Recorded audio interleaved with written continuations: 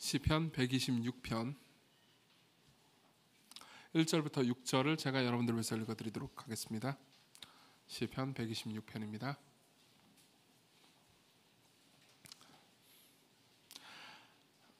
하나님의 말씀을 들으십시오. 여호와께서 시온의 포로를 돌려보내실 때 우리는 꿈꾸는 것 같았도다. 그때 우리 입에는 웃음이 가득하고 우리 혀에는 찬양이 찼었도다. 그때 문나라 가운데서 말하기를 여호와께서 그들을 위하여 큰 일을 행하셨다 하였도다. 여호와께서 우리를 위하여 큰 일을 행하셨으니 우리는 기쁘도다. 여호와여, 우리의 포로를 남방 시내들 같이 돌려보내소서. 눈물을 흘리며 씨를 뿌리는 자는 기쁨으로 거두리로다. 울며 씨를 뿌리러 나가는 자는 반드시 기쁨으로 그 곡식단을 가지고 돌아오리로다. 아멘. 네, 우리는 이제 지난주부터 감정이라는 주제를 생각해 보고 있습니다. 특별히 이제 시편의 여러 말씀들을 보면서요, 이제 우리가 가지고 있는 여러 감정들, 지난주에는 우리가 의심이라는 거에 대해서 생각해 봤고요. 오늘은 이제 슬픔에 대해서 생각해 보려고 합니다. 그리고 이제 앞으로 몇 주를 더 하면서 이제 여러 가지 감정들, 뭐 분노라든가 혹은 뭐 압박감, 두려움이라든가 이런 감정들을 하나씩 생각을 해보려고 합니다. 오늘은 슬픔에 대해서 이야기를 해보려고 하는데요. 사실 슬픔은 이제 굉장히 자연스러운 감정이면서도 잘 관리하지 않으면 안 되는 감정입니다. 그러니까 여러분들이 슬픔을 제대로 관리하지 않는다면 여러분들은 계속해서 슬픔에 짓눌려서 우울증에 걸리게 될 수도 있습니다. 혹은 이럴 수도 있습니다. 그러니까 이제 고대의 철학자이자 정치가 있던 세네카라는 사람이 있습니다. 로마의 정치가 있죠. 세네카는 이제 자신이 생각하는 감정에 관한 여러 글들을 모아가지고 책을 냈는데요. 거기 보면 이런 표현이 있습니다. 들어보세요. 슬픔만큼 사람을 불쾌하게 하는 것은 없다. 초기의 슬픔은 위로해주는 사람이 있지만 슬픔이 만성화되면 조롱을 받는데 이는 당연한 일이다. 너무 잔인한가요? 그렇죠. 사실은 이제 우리가 이게 좀 잔인해 보이긴 하지만 생각해 보면 알 수 있는 겁니다. 그러니까 누군가 슬퍼하고 있습니다. 그럼 처음 슬퍼할 때 여러분들은 당장 슬픔이 공감이 되니까요. 처음에는 이제 위로해 주려고 할 겁니다. 근데 이제 처음 슬프고 다음 날도 슬프고 그 다음 날도 슬프고 계속 슬프다고 해보세요. 그러면 이제 여러분들 입에서 드디어 나올 말이 있죠. 그만 좀 슬퍼하라고. 그렇죠? 왜냐하면 우리 모두가 그러니까 어느 정도는 슬픔을 무기로 쓰는 법을 알고 있기 때문입니다. 제 옛날 얘기를 좀 해드리자면요. 저는 20살 때 사진이 거의 없습니다. 저는 사진 찍는 거 되게 싫어해요. 별로 안 좋아합니다. 여러분들이 같이 찍자 그러면 그냥 그래 찍는 거면서 이제 여러분들만 잘 나오면 돼요. 저는 괜찮습니다. 이렇게 생기면 사진 찍는 거 별로 안 좋아해요. 근데 이제 20살 때도 그랬습니다. 근데 유일하게 남은 사진이 이제 그 종이 사진으로 남아 있는 게 하나 있어요. 그 사진의 배경을 저는 생생하고 똑똑히 기억을 합니다. 왜냐하면 그때 제가 가지고 있는 그 표정이 굉장히 슬픈 표정이었거든요. 근데 이제 그 정황이 어떤 거였냐면은 보통 이제 20살짜리가 대학에 들어갑니다. 대학에 들어가가지고 이제 어떤 동아리 같은 데 들어가잖아요. 그럼 이제 나이 많은 선배들이 동아리에 이제 막 들어온 1학년생을 굉장히 예뻐해 주려고 한단 말이에요. 그렇죠? 우리 이 동아리에 계속 붙잡으려고 하고. 저도 그랬습니다. 제가 20살이고 저도 새내기였을 때가 있었어요. 97학번 새내기. 자, 97년생들 안녕. 자, 근데 어쨌든 그럴 때 뭐 결국 이제 되게 뭐 잘해주곤 했죠. 근데 그러니까 뭔가 하여튼 정확히는 무슨 사건이 있었는지 모르겠는데 제가 이제 삐질 만한 사건이 있었던 거예요. 그러면 이제 삐지면 내가 이제 삐졌고 내가 사람들이 나한테 잘해주고 우쭈쭈 해주기를 바라는 마음으로 그걸 드러낸단 말이에요. 그 이제 슬픔을 드러냈죠. 슬픔을 드러냈으면 이제 선배들이 와가지고 좀 이렇게 해줘야 되잖아요.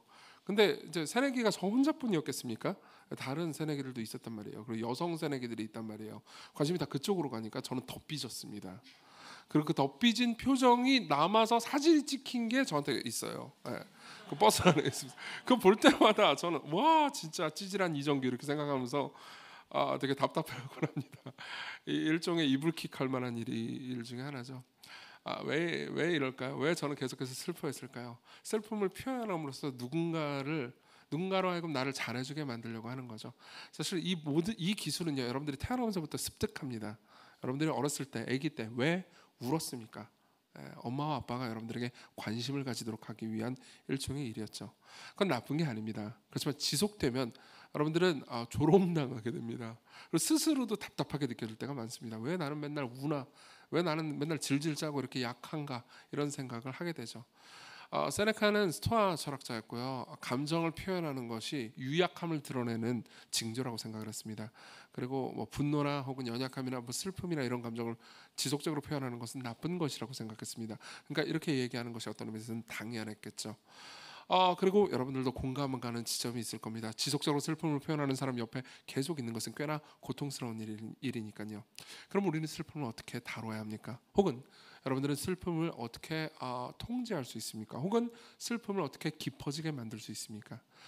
우리가 읽은 이 본문을 근거로 해서 저는 슬픔에 관한 이야기를 할 건데요. 첫 번째로는 슬픔에 대한 현실을 말씀드리겠습니다. 그리고 그 다음으로는요, 슬픔의 원인을 이야기하겠습니다. 이 부분을 좀 길게 이야기하겠습니다. 그리고 마지막으로 슬픔이 결국 어떤 결말을 맞게 되는지 그 이야기를 좀 해보도록 하겠습니다. 먼저 슬픔이라는 현실을 한번 생각해보죠.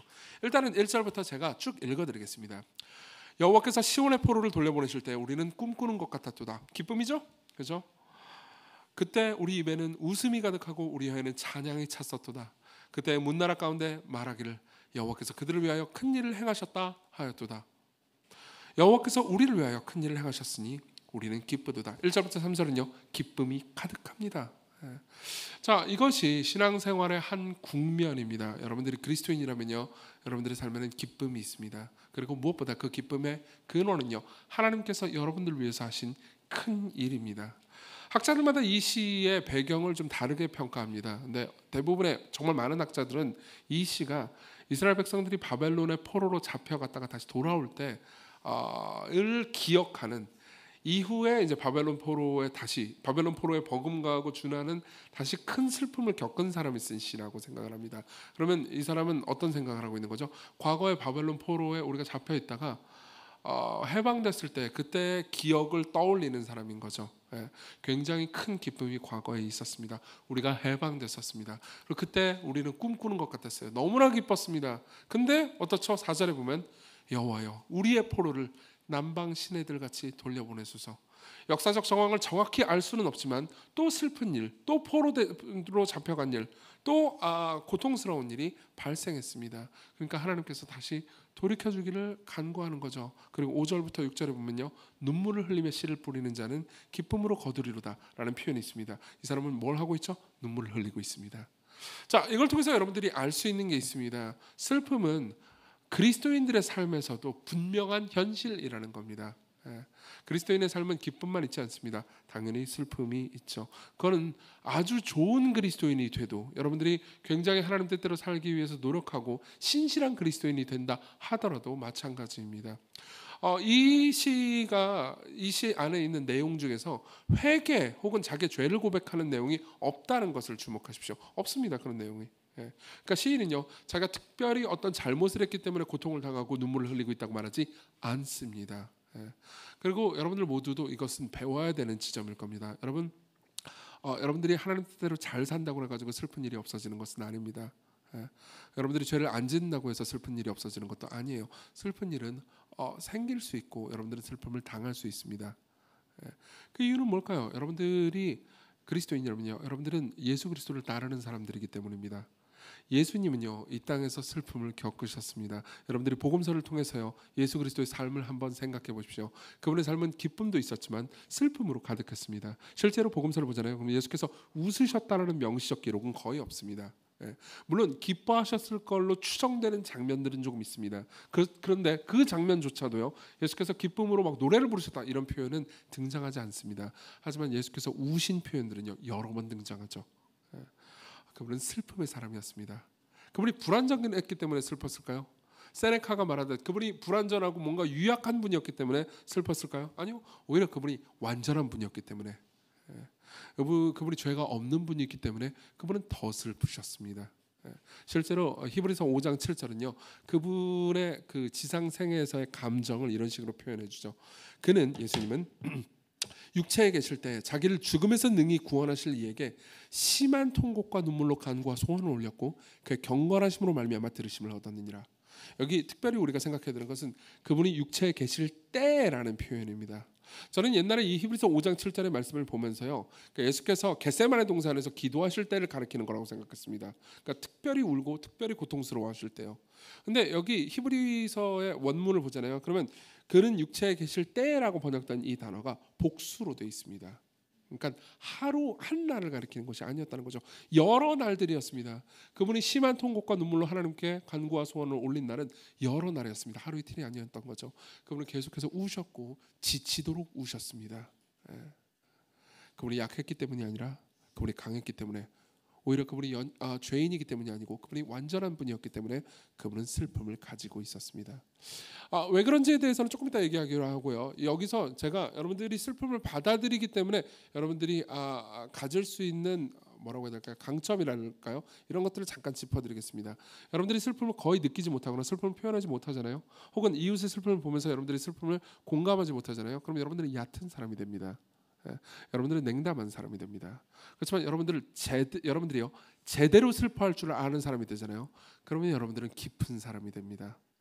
실제로 여러분들은, 그러니까 세네카가 말하는 것처럼 뭐라고 해야 될까요? 징징대는 사람이라기보다는 슬픔이 오히려 여러분들을 매력적으로 만드는 것을 경험하게 됩니다. 예를 한번 들어보죠. 여러분 U2라는 밴드를 아시는지 모르겠습니다. 제가 굉장히 제 청소년기에 엄청 좋아했던 밴드고요.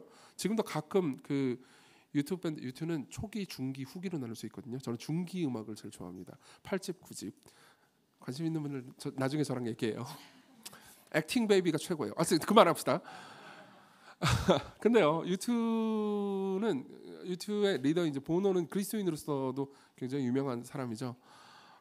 이 네 명의 이제 락 밴드인데요. 이 네 명 모두 그리스도인입니다. 그리고 초기에 딱 시작할 때 그러니까 음악 산업의 타락 혹은 가벼움에 대해서 굉장히 놀라게 되죠.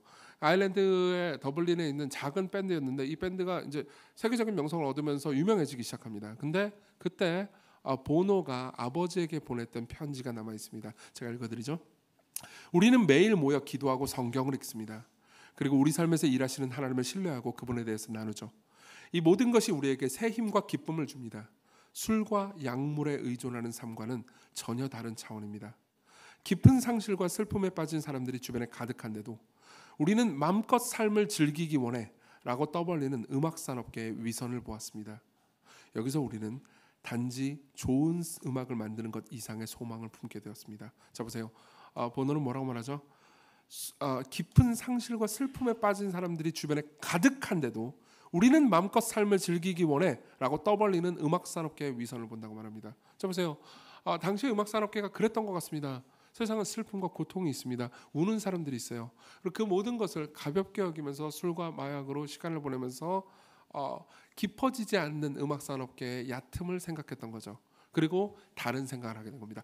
우리는 단순히 좋은 음악을 만드는 것이 아니고 그 이상을 원해. 무언가 더 큰 소망을 가지기를 원해.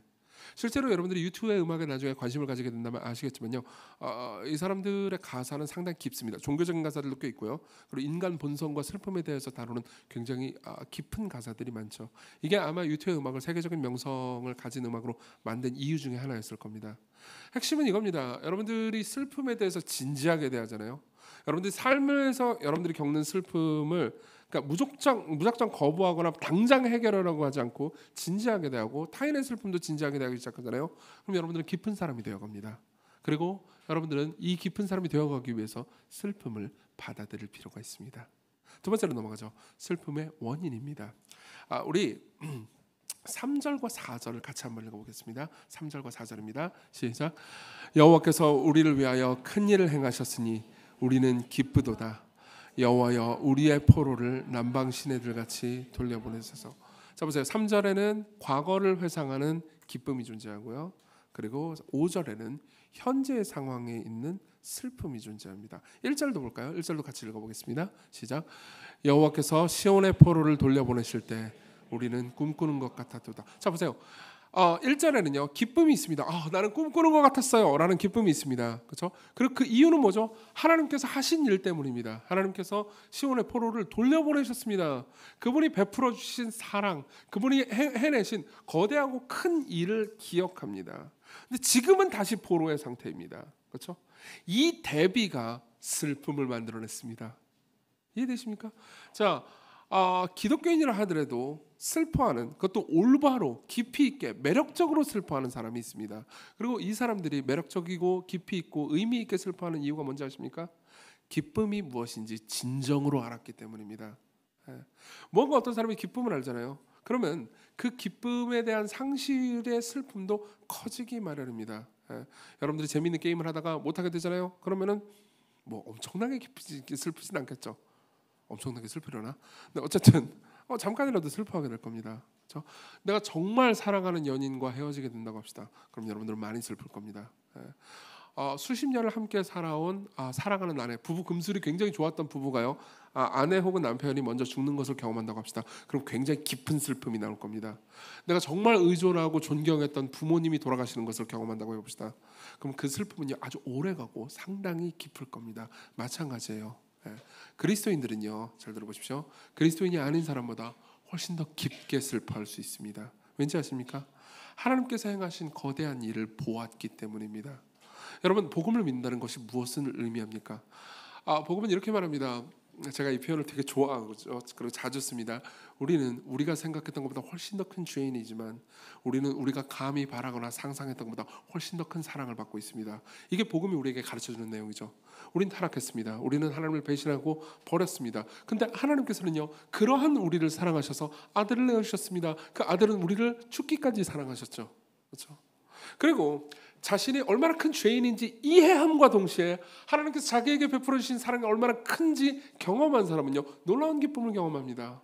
와, 이게 바로 기쁨이구나. 이게 바로 내가 사랑받는 말의 의미구나. 여러분 보십시오. 사람들은요, 그러니까 복음을 알지 못해도 사랑을 모르지 않습니다. 그렇죠? 부모에게, 친구에게, 연인에게 사랑을 받습니다. 그러나 그러니까 물론 부모에게 받는 사랑은 상대적으로 덜 조건적이긴 하지만은 연인이나 친구에게 받는 사랑은 때로 조건적입니다. 맞죠? 그리고 아무리 사랑이라 하더라도 그냥 다 뭐 어떻게 그렇게 다 뭐 조건 없이 사랑할 수 있겠어? 그냥 적당히 조건적인 사랑이지. 사랑이라고 말해도 적당히 조건적이지라고 모두가 생각하기 마련입니다. 때로 여기 계신 분들 중에서는요, 부모님과의 관계가 심각하게 안 좋은 분들은요, 그러니까 부모와 나와의 관계도 조건적인 사랑에 불과하다. 아빠가 옛날에 내가 공부 열심히 안 하면은 나를 사랑해주지 않았고 나를 버렸어. 내가 뭐 특정한 방식으로 행동하지 않으면 부모님은 나를 화내고 심지어 나를 때리기까지 했어. 라는 과거를 경험한 분들 입장에서는 조건 없는 사랑 같은 거는 이 세상에 존재하지 않는다고 느낄 때가 많습니다. 근데요, 여러분들이 복음을 만납니다. 그리스도께서 여러분들을 사랑하시는 것을요, 단순히 지적으로 아는 정도가 아니라 마음으로 경험했다고 합시다. 그럼 여러분들은요, 조건 없는 사랑 같은 거는 그냥 영화 속 대사로만 존재하는 것 같은 이 세상에서요, 조건 없는 사랑을 경험했습니다. 그럼 어떻게 되죠? 조건적인 감정에 대한 슬픔이 더 깊어지겠죠. 그렇죠? 혹은 조건 없는 사랑, 하나님으로부터 받는 조건 없는 사랑을 누리는 것이 줄어들 때마다 여러분들은요, 슬퍼하게 될 겁니다. 여러분 그걸 알고 계십니까? 성경의 여러 곳에서는요, 하나님의 은혜로 말미암아서 구원을 받을 때 사람들의 마음이 부드러워진다고 말합니다. 성경에 진짜 많은 곳이 그렇게 얘기를 해요. 예를 들면은 에스겔 36장 26절은 이렇게 말합니다. 들어보세요. 또 새 영을 너희 속에 두고 새 마음을 너희에게 주되 너희 육신에서 굳은 마음을 제거하고 부드러운 마음을 줄 것이며. 여러분들이 하나님의 은혜를 받게 되잖아요. 그럼 여러분들의 마음이 부드러워진다고 말합니다. 뭐 T냐 F냐 여기서 이런 얘기 하지 마십시오. T도 상관없습니다. 여러분들 모든 마음이요 부드러워집니다. 여러분들은 눈물을 알게 돼요. 왜 그런지 아십니까? 보세요. 조건 없는 하나님의 사랑을 체험하기 전에는요, 내가 죄를 지은 것이 들통나거나 사람들에게 알려지잖아요. 그럼 자기 방어적으로 굴게 됩니다. 그렇죠? 그럴 수밖에 없었어. 다들 그렇잖아. 라고 생각을 하는 거죠. 근데요, 조건 없는 하나님의 사랑을 경험하게 되잖아요. 그럼 서서히 자기가 한 일에 대해서 마음이 부드러워지기 때문에, 그리고 내가 그럴 수 있는 존재라는 것을 알기 때문에요, 겸허하게 반응하게 됩니다. 마음이 부드러워지는 거죠. 맞아요, 나는 이런 잘못을 했고 난 너무 슬퍼요. 이제 한 지난달쯤에 우리 교회가 이제 그 감사를 시작한다고 말씀드렸죠. 그 재정 감사를 했습니다. 재정 감사팀이 거의 3주 넘게 활동을 했던 것 같아요. 굉장히 이제 힘들게, 특별히 이사까지 겹쳐가지고 힘들게 활동을 했습니다. 그리고 제가 이제 며칠 전에 감사 보고서를 받았어요. 다음 주에 이제 감사 보고서를 발표를 할 겁니다. 재정 감사를 받으니까 뭐 큰 문제는 없었습니다. 그러니까 자잘한 문제들이 있고 그걸 이제 수정하고 시행해 나가면 됩니다. 근데 이제 감사 보고서를 받으니까 뭐 약간 그런 느낌이 드는 거예요. 별거 없는데도 불구하고 내가 벌거벗겨지는 것 같은 느낌을 받을 때가 있습니다. 그러니까 이제 저도 집행한 사람 중에 하나니까요. 근데 이제 받고 나서 이제 뭐 감사팀에서 이거 시행해 주세요 이러고 왔어요. 그리고 다음 주에 발표를 할 건데 N이잖아요. 제가 이제 상상을 시작했습니다. 여기서부터 이제 저는 상상의 나를 너무 많이 펼쳐가지고 그게 문제예요. 이제 상상을 시작합니다. 와, 뭐 어쨌든 뭐 특별한 큰 문제는 없는데 저는 죄인이잖아요. 혹시 그거 모르셨던 분 없죠? 네. 저는 앞으로 죄를 안 지을 자신이 없어요. 정말이에요. 그리고 그걸 보면서 근데 아직까지는 뭐 큰 문제가 없었는데 내가 죄를 지으면 어떻게 하지? 이제 그때부터 상상의 나래가 펼쳐지기 시작하는 거예요. 이 많은 여기 2부 예배에 있는 청년들이, 내 설교를 듣고 있는 청년들이 손가락질을 하면서 야 이 XX야 그러면서 이제 막 하면은 그럼 어떻게 하지? 나는 그때 어떻게 반응할까? 근데 그때 이 슬픔에 대한 설교를 준비하고 있을 때였거든요. 만일 제 마음이 부드럽다면요 이렇게 말할 겁니다. 여러분들이 그 다음에 제가 그렇게 반응하면 어떻게 반응할지 잘 모르겠지만 저는 이렇게 말할 겁니다. 맞아요, 저는 죄인입니다. 저는 잘못했어요. 저는 죄를 지었습니다. 그렇기 때문에 저는 이 부분에 있어서 회개해야 됩니다. 이렇게 말하지 않을까요? 그럼 여러분 저에게 자비로운 음성으로 은퇴하세요. 보세요.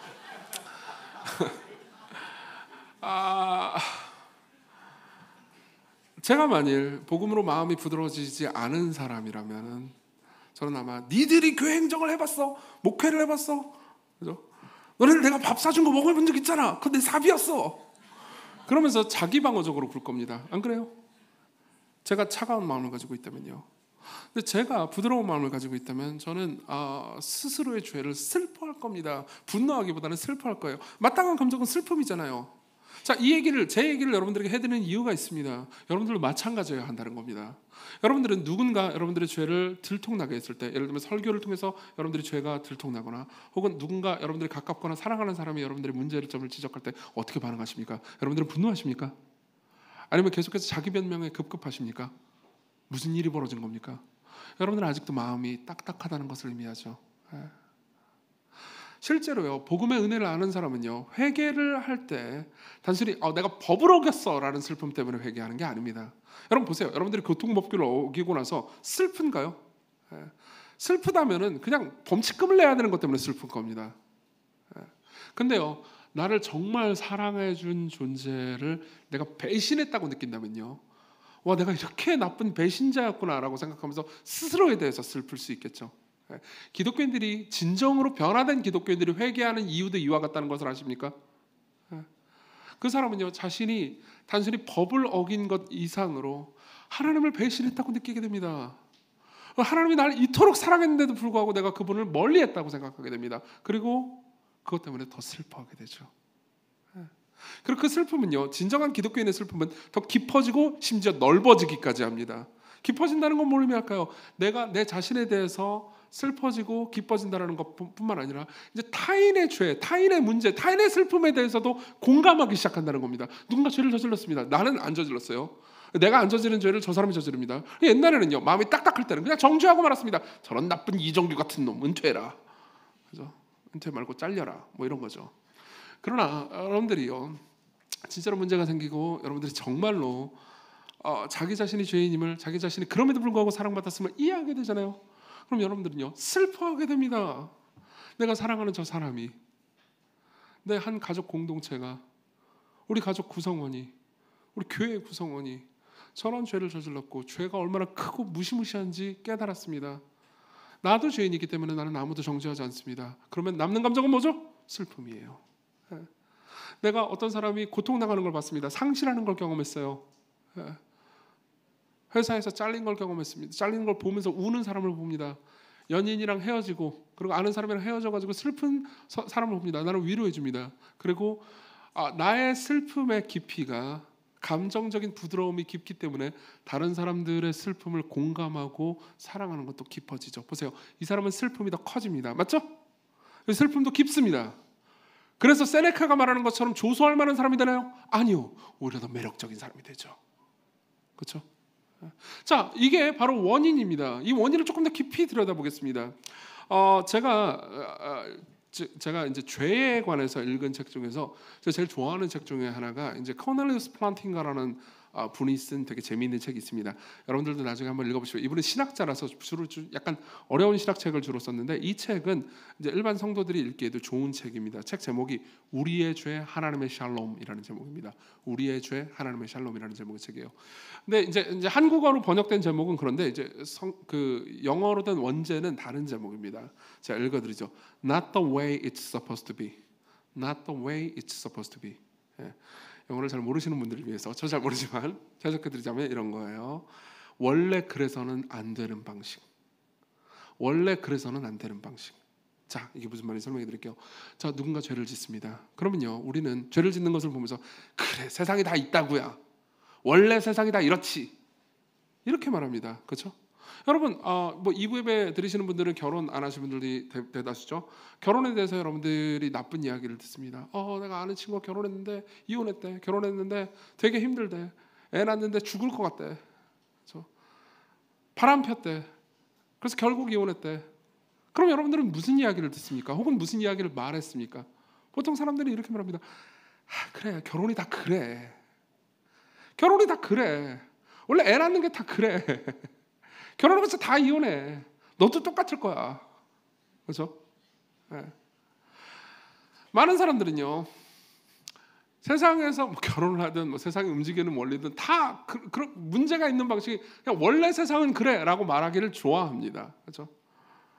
뭐 정치인들이나 아니면 고위 뭐 여러 가지 일들을 하는 그 높으신 사람들 있잖아요. 그런 분들이 무슨 나쁜 짓을 저질렀습니다. 그러면 어떻게 되죠? 원래 정치인들이 다 그런 식이야. 원래 연예인들이 다 그렇지 뭐. 우리는 모두 그게 뭐 세상이 그냥 그래야 되는 방식이라고 생각합니다. 근데요, 코넬리우스 플란팅가는 이렇게 얘기합니다. 아니라고요.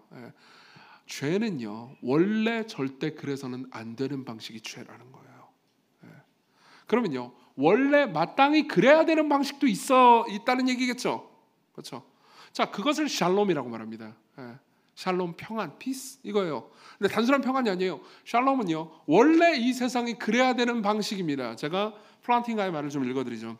샬롬은 원래 모든 것이 바르게 그래야 하는 방식이다.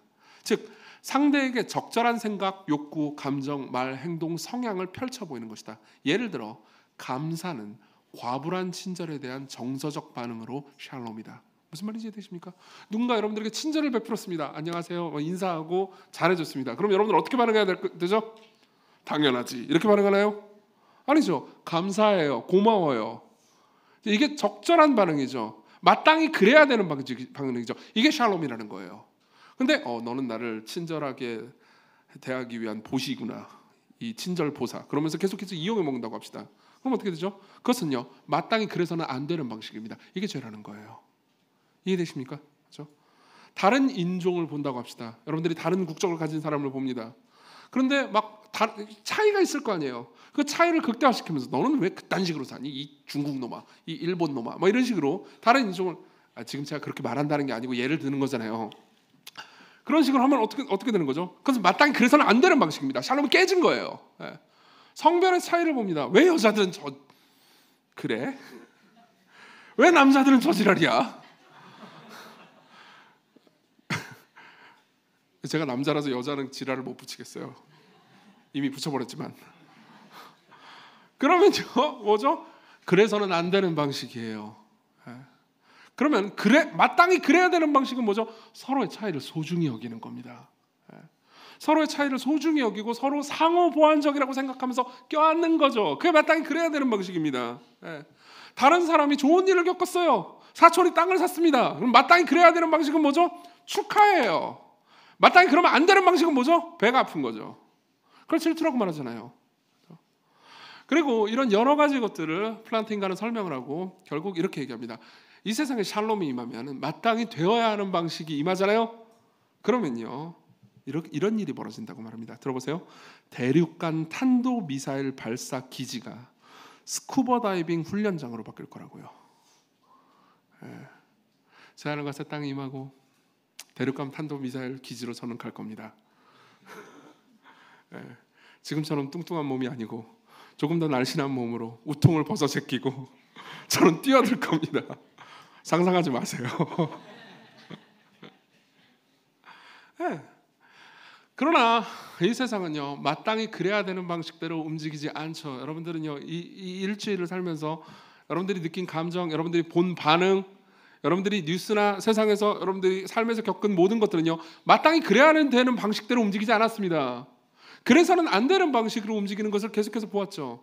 근데 냉담해지잖아요. 그럼 여러분들 이렇게 말할 겁니다. 아유, 세상이 다 그렇지. 이 더러운 세상. 그죠? 근데 여러분들이 냉담해지지 않고 부드러워지잖아요. 여러분들이 하나님께서 일하실 것을 기대하는 사람이 되잖아요. 그러면요, 마땅히 이래서는 안 돼.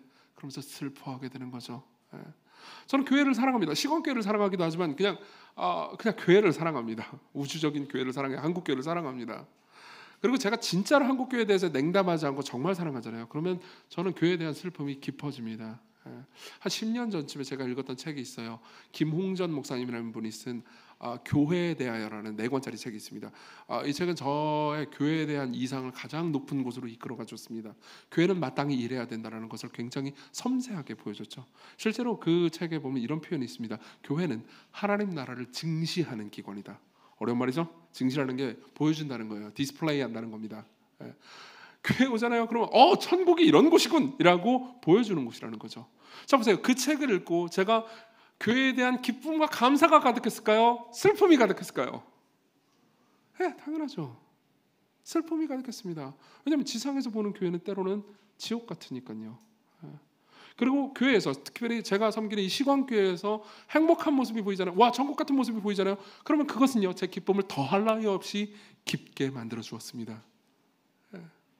교회에 대한 가장 높은 이상, 하나님 나라에 대한 가장 높은 이상, 세상이 마땅히 이래야 된다는 것에 대한 가장 높은 이상을 보았을 뿐만 아니라 경험한 사람은요, 즉 샬롬을 경험한 사람은요, 죄에 대해서 슬퍼합니다. 누군가를 미워하는 게 아니고요.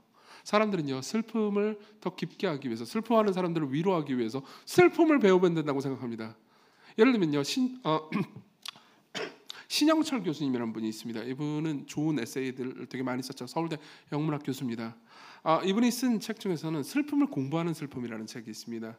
거기 보면 이런 문구가 있습니다. 들어보세요. 타인의 슬픔에 대해 이제는 지겹다라고 말하는 것은 참혹한 짓이다. 그렇죠? 그러니 평생 동안 해야 할 일이 하나 있다면 그것은 슬픔에 대한 공부일 것이다. 그리고 그 에세이집에는요, 슬픔에 대한 공부, 슬픔에 대한 본인의 생각들이 굉장히 많이 녹아 있습니다. 사실 이 말은 방금 제가 인용한 말 있잖아요. 그 말은 이제 세월호 사건이 끝나고 나서 자기가 쓴 에세이의 일부에 나와 있습니다. 그 세월호가 아주 10년 전이네요. 10년도 넘었네요. 아주 국가적인 슬픔의 일이었죠. 그죠? 그런데 시간이 지나면 사람들이 슬퍼하는 걸 보면서 지겹다 이렇게 말할 때도 있잖아요. 여러분들도 들어보시거나 말해본 적도 있을 겁니다. 그건 참혹한 일이죠. 근데 거기에 대한 반응이 뭘까요? 거기에 대한 반응은 슬픔을 더 공부해라. 이게 신영철 박사의 생각인 것 같습니다. 모르겠어요. 어떤 측면에서는 맞는지도 모릅니다. 하지만 여러분, 더 깊은 슬픔은요, 슬픔을 더 공부해서 생기지 않습니다. 원래 세상에 마땅히 그래야 되는 방식, 원래 세상의 가장 아름다운 모습이 어떤 것인지 이것을 아는 사람은요, 더 깊게 슬퍼할 수 있죠. 그렇기 때문에요, 복음 안에서 받는 하나님의 조건 없는 사랑을 경험한 사람은요, 이 세상의 고통과 상실에 대해서 더 많이, 더 깊게, 더 아름답게 슬퍼할 수 있습니다. 그리고 이것이 바로 예수 그리스도께서 자신의 평생에 걸쳐서 계속해서 슬퍼하셨던 이유입니다. 수많은 날들 동안 심한 통곡과 눈물로 고통과 간과 소원을 올리셨다는 이유입니다. 생각해보세요. 그분이 어디로부터 오셨죠? 하늘에서 오셨습니다. 그분은 성부와 성령과 더불어서 완전한 한 하나님으로서요, 천국을 경험하면서 천국의 가장 중심에 계셨습니다. 모든 천사들과 성도들의 찬양과 높임을 받으면서요, 서로 사랑하면서 서로를 섬기면서 존재하는 완전한 천국에서요, 이 땅으로 내려왔다고요. 그 격차가 얼마나 컸겠습니까? 그리고 예수님은 그 격차를 기억하고 완전히 아시는 분으로서 우리가 읽은 이 시인이 포로된 데에 잡혔다가 기뻐하는 감정에서 다시 포로로 돌아갔을 때 느낀 그 슬픔과 기쁨의 격차보다 훨씬 더 큰 격차를 경험하셨을 겁니다. 그렇죠? 그리고 그것이 그분을 계속해서 슬프게 만든 이유였어요. 자, 이런 슬픔을 가진 분이 안 매력적으로 보이십니까? 징징거리는 분으로 보이십니까? 아니요, 그렇지 않을 겁니다. 여러분들이 그리스도를 닮았다면요, 여러분들은 한편으로 기쁜 사람입니다. 복음의 은혜 안에서 내가 사랑받고 있다는 것, 내가 사랑하는 공동체를 가지고 있다는 것 때문에 기쁠 겁니다. 근데 또 다른 한편으로 여러분들은 슬퍼하는 사람일 겁니다. 왜냐하면 이 세상은, 이 교회는, 나 자신은 마땅히 되어야 하는 모습대로 되지 않기 때문이죠. 자, 그럼 마지막으로 넘어갑시다. 이 슬픔은 어떻게 끝날까요? 이 슬픔의 결말은 무엇일까요? 우리 5절 6절을 보겠습니다. 5절 6절 같이 읽어보죠. 시작. 눈물을 흘리며 씨를 뿌리는 자는 기쁨으로 거두리로다. 울며 씨를 뿌리러 나가는 자는 반드시 기쁨으로 그 곡식단을 가지고 돌아오리로다. 자, 보세요. 여기서는 일종의 이미지가 있습니다. 어떤 농부가 있어요. 그리고 씨를 뿌리러 나갑니다. 씨를 뿌리면 바로 열매가 맺혀지나요? 아니요, 그렇지 않습니다. 기다려야 돼요. 근데 씨를 뿌릴 때 이 농부는요, 뭘 하고 있죠? 울고 있습니다. 왜 울고 있죠? 모릅니다. 근데 무언가가 상실됐겠죠. 자, 이런 일들은요 흔히 있습니다.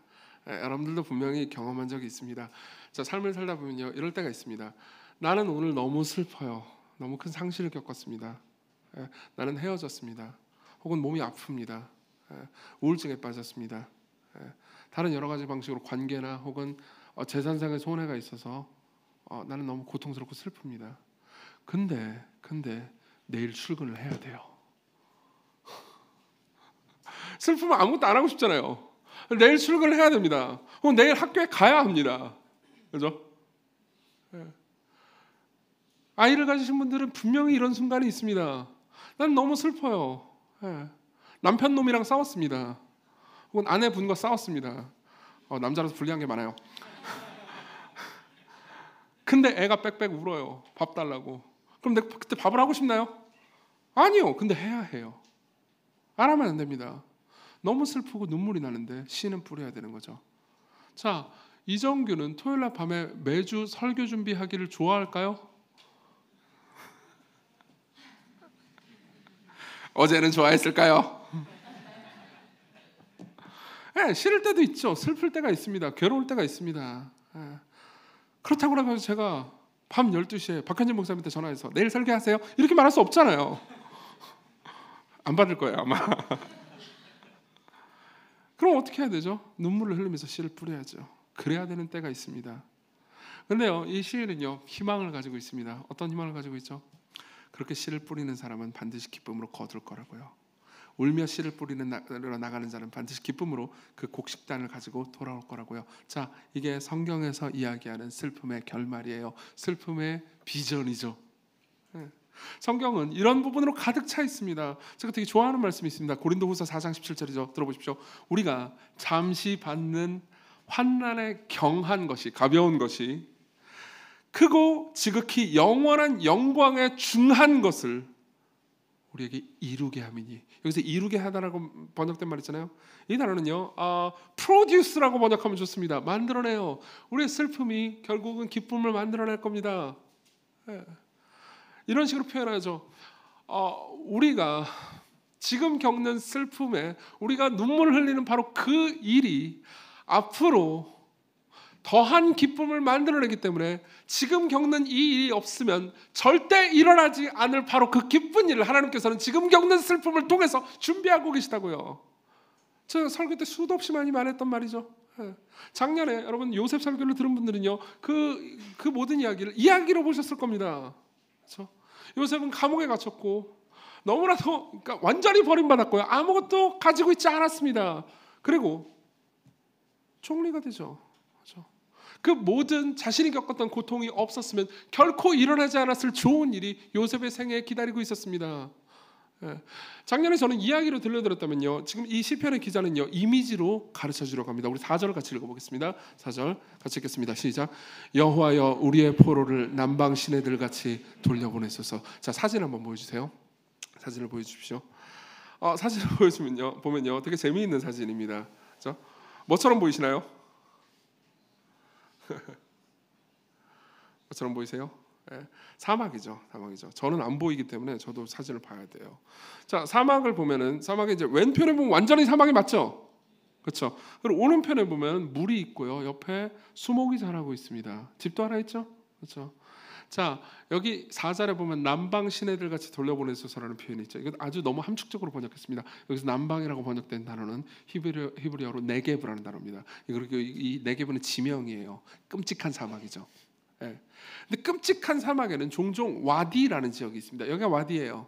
와디는 뭐냐면요, 풀 한 폭이 나지 않는 완전 끔찍한 사막 가운데서도 갑자기 폭우가 쏟아질 때가 있습니다. 엄청난 비가 쏟아질 때가 있어요. 그 비가 뭐 몇 분 몇 시간 쏟아지는 게 아니고요, 뭐 하루 이틀 3일 정도 계속해서 비가 쏟아질 때가 있습니다. 그러면요, 물길이 나요. 그리고 놀랍게도 풀 한 폭에 안 살 것 같은, 생명이라는 거는 전혀 존재하지 않을 것 같은 사막이에요. 어디서 씨가 존재했든지 씨가 살아났든지 그건 잘 모르겠지만은 갑자기 나무와 풀이 나기 시작합니다. 그리고 저렇게 생태계가 형성되는 거죠. 예. 그 모든 것이 되는 과정이 일주일 혹은 2주일 만에 됩니다. 예. 아주 충격적인 장면이죠. 예. 일주일 전에는 상상도 못했던 광경이요, 일주일 후에 폭우가 쏟아지는 것을 보니까 저런 광경이 펼쳐지고 있다고 한번 생각해 보십시오. 예. 이제 사진 그만 보여줬답니다. 보세요. 시인은요, 이걸 경험했어요. 눈으로 봤을 겁니다. 예. 시인은 사막 가운데서 너무나 절망적인 상황 가운데서 갑자기요, 사람들이 그러니까 상상할 수 없는 그런 오아시스가, 그리고 물길이, 마을이, 생명체가 탄생하는 걸 보았을 겁니다. 예.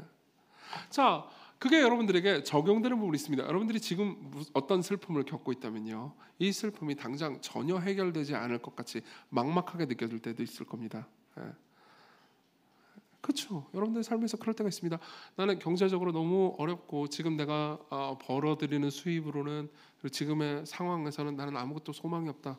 예. 시간 지난다고 변할 일이고 달라질 일이 아니다. 이런 생각이 들 때가 있죠. 그렇죠? 예, 그럼 소망이 전혀 없어 보입니다.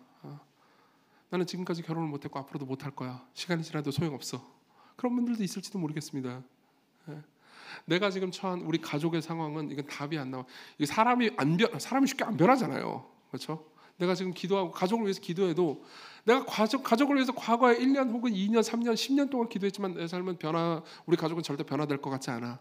근데 성경은요, 이렇게 말합니다. 자, 이 시인은 이렇게 말하는 거죠.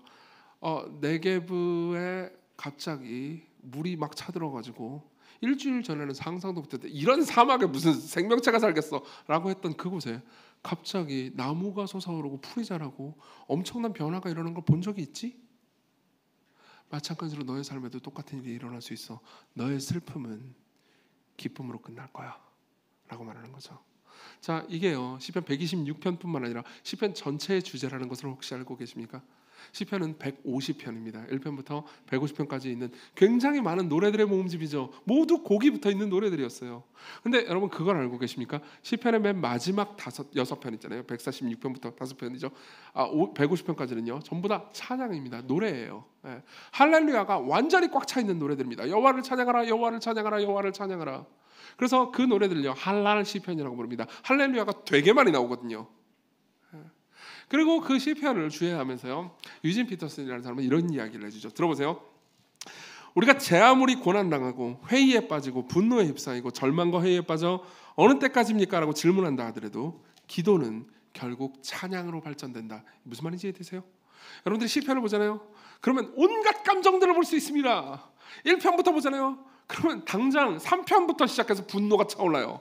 4편에 절망이 있습니다. 6편에는 아파가지고 고통당하는 사람이 있습니다. 30편으로 넘어가면 완전한 절망으로 가요. 88편으로 가잖아요. 그럼 하나님 당신 필요 없습니다 까지 옵니다. 그 안에는 탄식, 고통, 분노, 온갖 종류의 이상한 감정들이 있습니다. 부정적이고 고통스러운 감정이 있어요. 근데 그 모든 감정을 지나고 시편 전체 150편 전체가 하나의 이야기로서요, 맨 마지막은 어떻게 끝나죠? 찬양으로 끝납니다. 유진 피터스는 이걸 지적하고 있는 거예요. 들어보십시오. 계속 읽어드리겠습니다. 이것은 다른 기도는 찬양보다 열등하다는 말이 아니고 계속해서 기도한다면 모든 기도는 찬양에 이른다는 말이다. 시편의 이런 정교한 결론은 우리 기도가 찬양으로 맞춰질 것이지만 적지 않은 시간이 걸릴 거라는 것을 말해주기도 한다. 절대 서두를 일이 아니다. 어떤 기도가 할렐루야에 도달하기까지 수년이 걸릴 수도, 심지어 수십 년이 걸릴 수도 있다. 모든 기도가 즉시 찬양으로 매듭지어지는 것은 아니다. 실제로 대부분의 기도는 당장 그렇지는 않다. 그러나 기도와 기도하는 삶은 결국 찬양이 된다. 만약 우리가 기도 가운데 인내한다면, 웃고 운다면, 회의하고 믿는다면, 씨름하고 춤추고 그리고 또다시 씨름한다면 우리는 확실히 시편 150편에 이르러 벌떡 일어나 앙코르 앙코르 하고 외치면서 갈채를 보낼 것이다. 자, 보세요. 여러분들이 슬퍼하거나 분노하거나 괴로워하더라도 그 모든 감정을 가지고 하나님 앞에 가서 기도하잖아요. 울며 씨를 뿌리잖아요. 그럼 여러분들의 입에는 결국 찬양이 터져 나올 겁니다. 이게 성경의 비전이에요.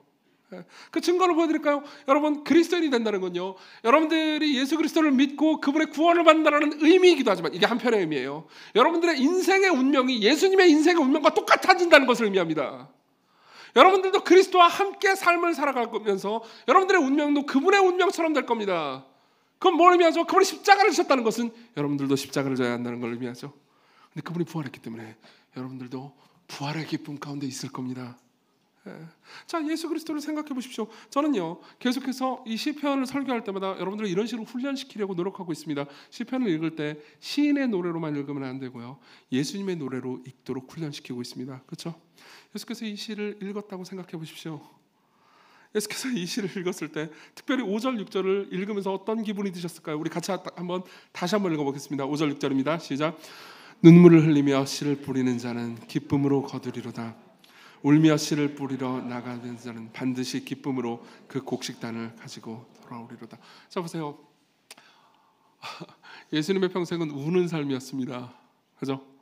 그리고 그분은 생각하는 거죠. 울며 씨를 뿌리는 자는 기쁨으로 단을 거두리로다. 자, 그분이 공생의 시절에 죄와 사망과 고통이 창궐하고, 그리고 자신의 제자들마저 자기를 배신하는 그 끔찍한 상황에서 자신이 죽음 앞에 있을 때 그분은 아셨습니다. 자신이 씨를 뿌려야 된다는 걸요.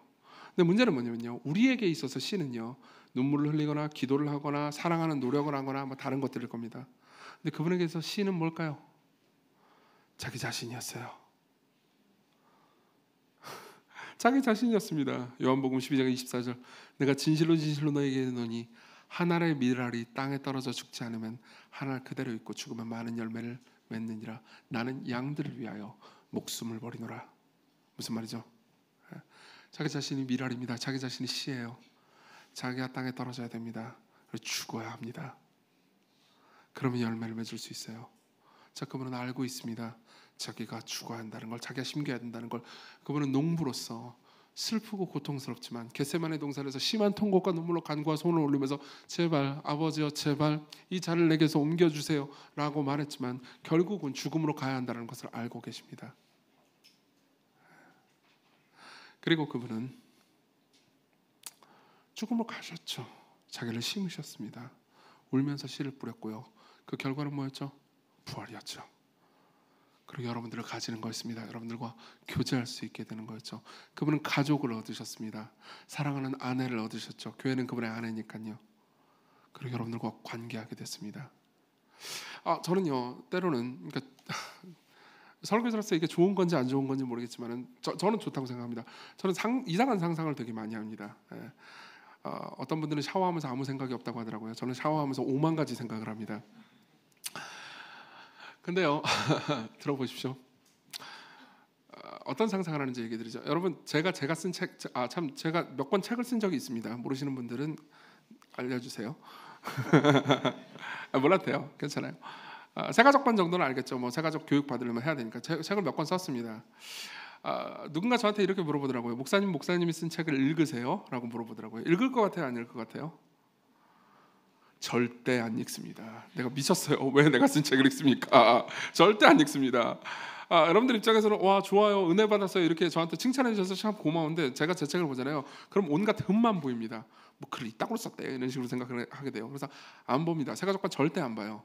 제가 개정하려고 한번 보고 개정하려고 이제 한번 본 적이 있었거든요. 근데 볼 때 개정할 부분이 너무 많아가지고 나중에 해야겠다라고 그냥 모아놓은 것만 있습니다. 웬만하면 제 책을 잘 안 봐요. 근데도 보는 게 한계 있습니다. 제가 제 책 별로 안 좋아하는데도 하나는 봅니다. 가끔 봐요. 가끔이라고 했죠. 1년에 한두 번 볼까 말까 하지만 꼭 보는 책이 있습니다. 야근하는 당신에게예요. 이 책이 다른 책보다 더 훌륭하거나 낫다는 의미가 아닙니다. 이 책도 흠결이 많은 책이에요. 근데 저는요, 다른 책을 보면서 별로 감동을 못 받거든요. 이 책을 보면서 감동받는 부분이 꽤 많습니다. 이 책이 잘 쓰여서가 절대 아니에요. 제가 이 책을 쓸 때 제 당시의 상황과 제 마음을 다 기억하기 때문입니다. 예. 새가족반을 쓸 때는요 그 생각밖에 없었어요. 좋은 교리교육 교재를 빨리 만들어가지고 우리 교회 교리교육 교재를 써먹어야지, 그 생각밖에 없었어요. 그냥 딱 목적을 가지고 쓴 거였죠. 근데 야근하는 당신에게는 달랐어요. 예. 제가 위로하고 싶은 대상이 있었고요. 그리고 위로하고 싶은 대상이 어떤 슬픔 가운데 있는 걸 이해하고 있었고요. 저도 그 슬픔을 겪어본 적이 있고요. 그리고 어떻게든 그 슬픔을 이해하기 위해서 제가 알고 있는 모든 성경의 위로를 다 짜냈습니다.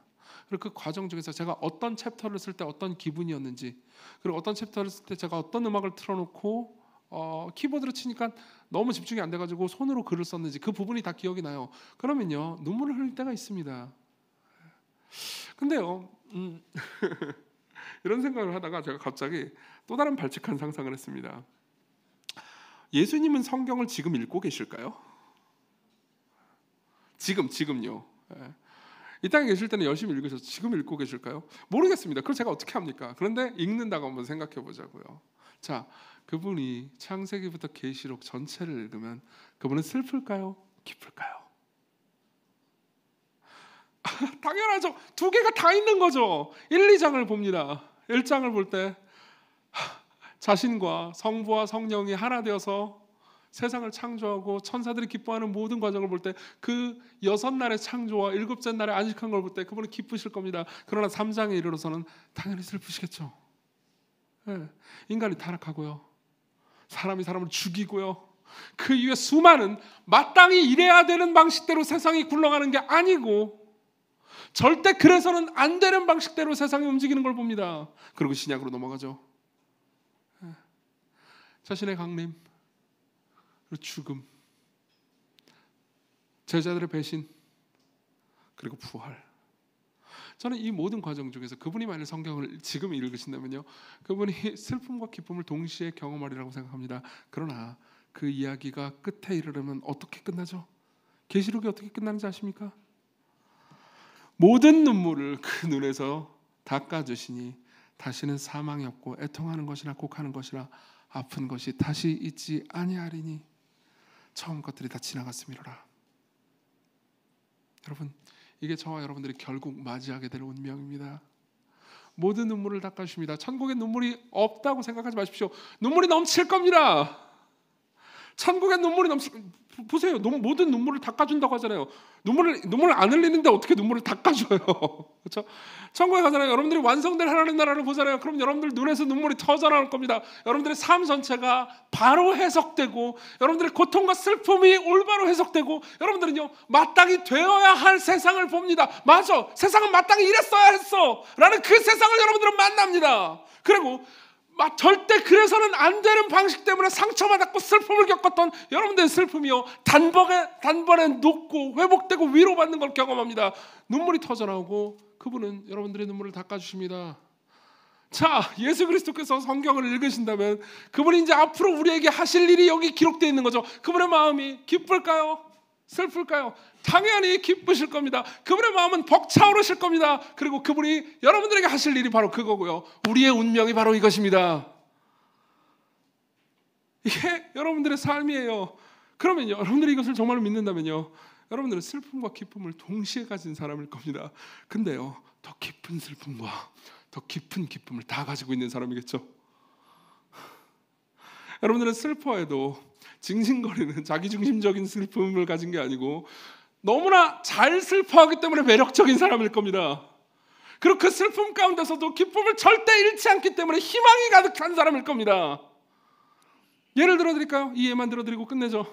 조지 메디슨이라는 사람이 있습니다. 장로교 목사님이었고요, 스코틀랜드의 목회자였죠.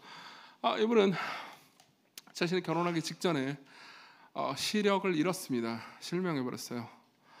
그리고 약혼자는요, 평생, 약혼자도 이해할 수 있죠. 평생 시각장애인을 자기가 데리고 사는 것이 얼마나 고통스럽겠어요. 그래서 파혼해 버립니다. 그리고 조지 메리스는요, 그러니까 사실상 버림받은 거죠. 자기가 사랑하는 여자로부터. 그러고 나서 시를 씁니다. 굉장히 슬펐겠죠. 그 시의 내용을 읽어드리죠. 오, 나를 버리지 않는 사랑이여. 네, 방금 약혼자로부터 나는 버림받았지만 그분은 나를 버리지 않습니다. 오, 나를 버리지 않는 사랑이여, 내 지친 영혼이 당신 안에서 쉼이다. 내가 빚진 생명을 당신께 올려드립니다. 당신의 깊은 바다에서 내 생명은 더욱 넘쳐 흐릅니다. 이 시각 기뻐 보이세요? 슬퍼 보이세요? 둘 다죠. 가장 깊은 슬픔과 기쁨이 모두에게 있습니다. 여러분들도 그렇게 깊은 사람이 될 수 있습니다. 그리스도께로 오십시오. 우리 같이 찬양을 불렀으면 좋겠는데요.